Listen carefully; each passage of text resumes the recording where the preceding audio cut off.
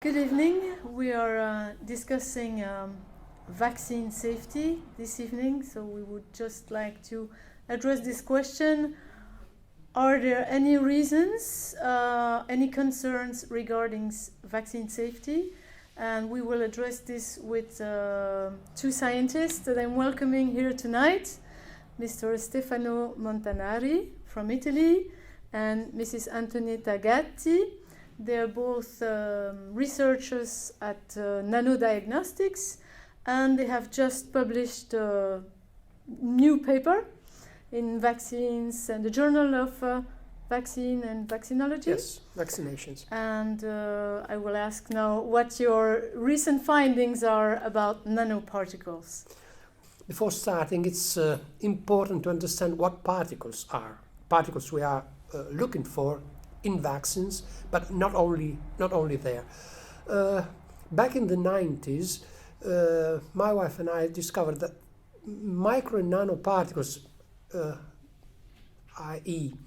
small pieces of matter already known as present in the atmosphere and in the environment, could enter the human body, the human organism, and be the responsible of a lot of diseases, which we called nanopathologies. Nano because of nanomatter, nanoparticles.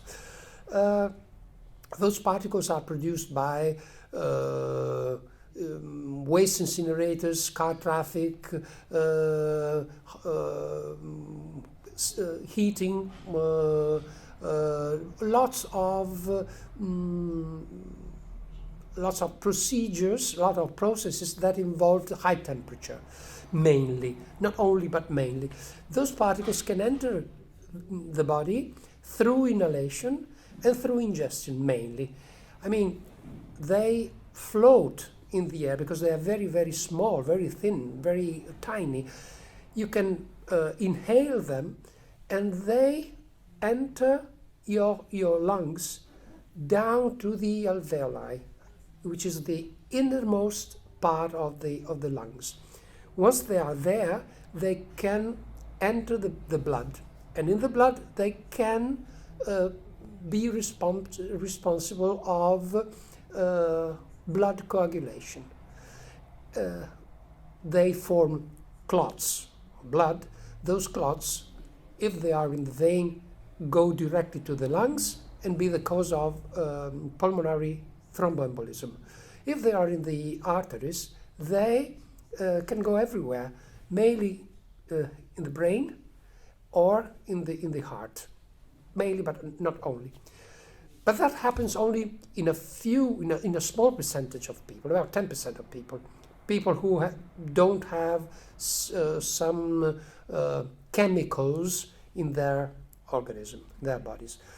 Most Can people. I ask you a question? Yeah. Is this maybe the kind of issues that we also see when we talk about global warming and the pollution of the atmosphere? Pollution, totally yes. No, it's slightly different. Okay.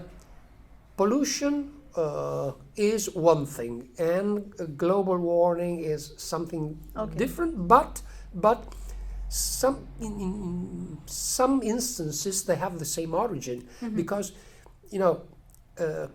pollution involves the production of a lot of CO2, for example, or methane, or other gases that are responsible for the greenhouse effect. Particles we deal with are part of that pollution. But they are not gas. They are not a gas. Okay. They are solid matter. They are very, very small, very thin, very light.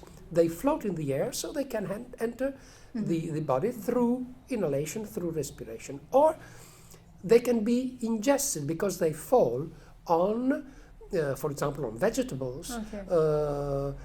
Animals eat them, and those particles enter their muscles. Okay. And their muscles is our meat. So we eat animals that are polluted.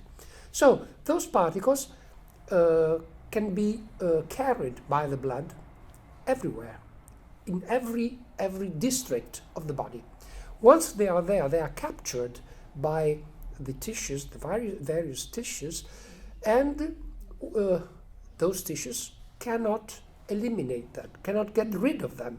So once they are there, they are surrounded by another kind of tissue, an inflammatory tissue, and that tissue stays there forever.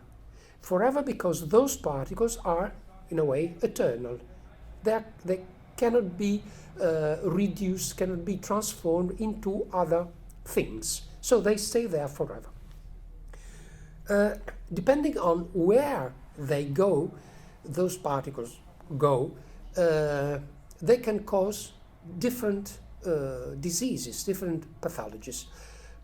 For example, when they reach the liver, then they can cause an inflammation of the liver, and in the long run, that inflammation becomes a cancer, always.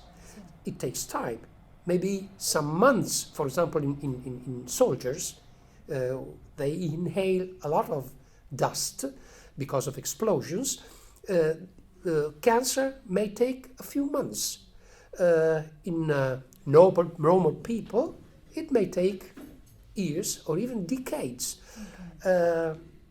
So if they go... Your research now is not on the diseases, but first on where we find these particles. But they deal with the diseases, yes. Because okay. Yes. we or my wife, yes, she developed a system using an electron microscope to detect those particles inside the body. I mean, we take biopsy samples, for example, of a cancer, and we look inside those tissues and discover if there are those micro nanoparticles. We know that those particles can induce cancer also because we have done experiments on rats in the past. But those particles are not only the responsible for cancer, but also, for example, if they go to the pancreas, they can cause a diabetes because you don't produce insulin anymore. If they go to the brain, and that's important with vaccines, they can induce some neurological diseases, depending on the spot of the brain where they end their trajectory, their trip. Can you just specify now the specific research that you just published?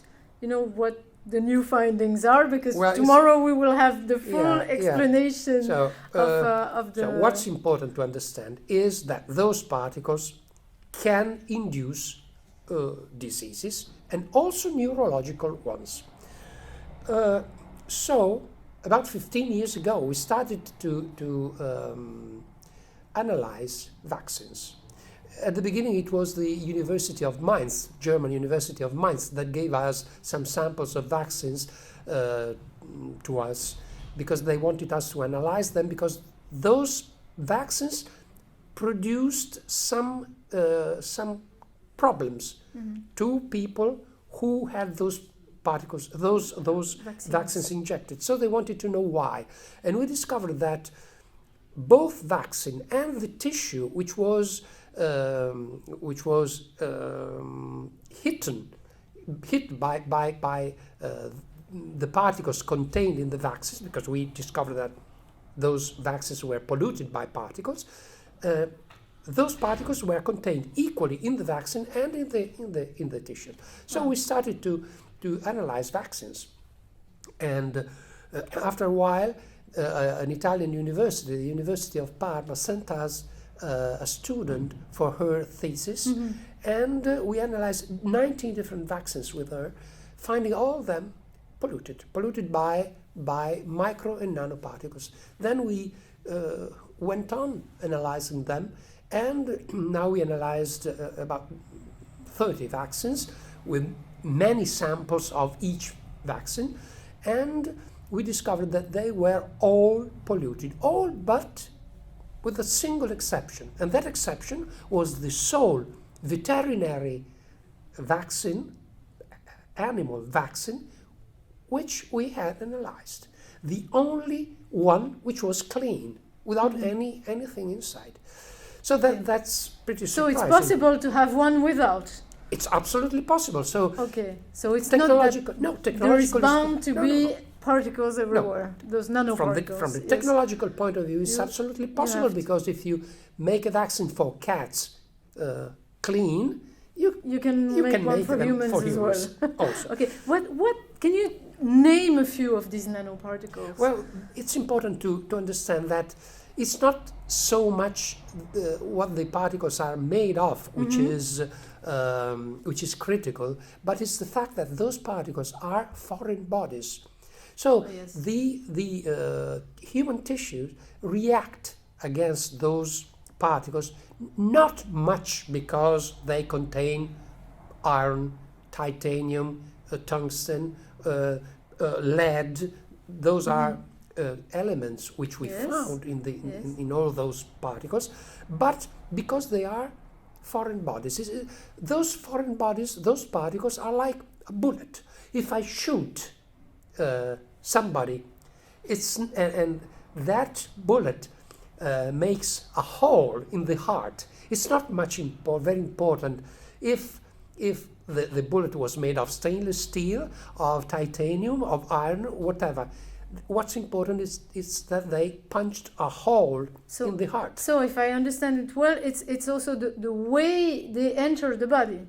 Not the way. It's because that particle is something that the body does not recognize as self. Because we breathe, of course, of all these things all the time. Yes, okay. but there's... So what is the trouble then with vaccines? There's one big difference. First, when you breathe, you inhale air containing particles. But when you exhale that air, you exhale 99.9999% of what you inhaled. So if your lungs are healthy, you exhale the vast majority of the particles you inhale. If you eat them, if you ingest them, then you go, after some hours or some days, you go to the bathroom and you get rid of them, 99.999%. But if you inject them, they stay all inside your body, all. And there is another thing to be kept in mind, that vaccines contain a lot of other substances that can act as that can help the particles to cause diseases, to trigger those diseases. So it's a very, very poisonous cocktail of things. I wanted to underline that we developed a new technique of investigation, and we applied this technique to vaccine. It is a fluid, of course. So we analyzed a few drops of a vaccine deposited on a filter. And we verified that there was the presence of organic matter, viruses, proteins, and so on. But among these substrate, we identified also inorganic matter. For instance, the aluminum salts that the manufacturer declares to have added to the vaccine. And among these aluminum salts, we identified different particles, also nanoparticles. Mostly they were metals. And we suppose that these small particles belonged to some processes of producing. Manufacturing. Probably it is only an hypothesis because we had not the possibility to go inside and to verify any steps of production. And so we suppose that some filter released, for instance, silicon, zirconium, or silicates, or also barium sulfate particles. It was very strange to find stainless steel. Stainless steel, it is. What is that? It is stainless steel that I use every day. It is an alloy of iron, chromium, and nickel. So do you think it's all from manufacturing processes, maybe? Yes, I suppose. For instance, in the case of tungsten carbide nanoparticles, we suppose that they used some special plates to work the needle, the metallic needle, and some weird debris were released and they were on the surface of the needle or inside the needle, and of course they are injected to get the vaccine. There is another important evidence we had. The interaction of these foreign bodies with the organic part of the vaccine. So they formed aggregates. Yes. So the core is the particle, and outside there is a coating of the protein of organic matter. But this interaction and this agglomerate insoluble. So it remain inside, and after injection it is dispersed through the blood circulation in all the body. If it remains under the derma, of course concentrated under the derma, probably it can induce a granuloma and so on, but when it is dispersed it can reach all the areas of the body, the brain. If I sorry, I'm interrupting you because Yes, no problem. we'll I think we'll have a full explanation tomorrow again. So if I get it well, you have these new technique, Yes. these new findings on the nanoparticles. They can interact with the viruses and the live organic matter in the injection, and they will interact on the body differently. So it doesn't prove so far directly, what consequences there can be. It's not linked, if I get it well, to a specific disease, but it raises a new question, more than that. And you have proof that nobody verified the biocompatibility of these new aggregates. That is a key point. So that's a new finding we would like to expose. Would One you like thing to say add, one extra? first, those things are not allowed to be there. I mean, nanoparticles cannot be in any injectable solution. It's forbidden.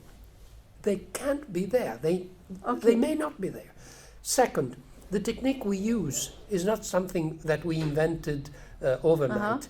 It's something that my wife developed when we started many years ago studying nanopathologies, and then while she was in charge of 2 European research projects.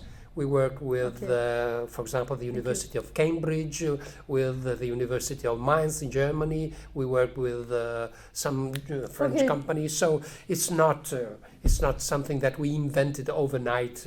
It's something that is scientifically solid.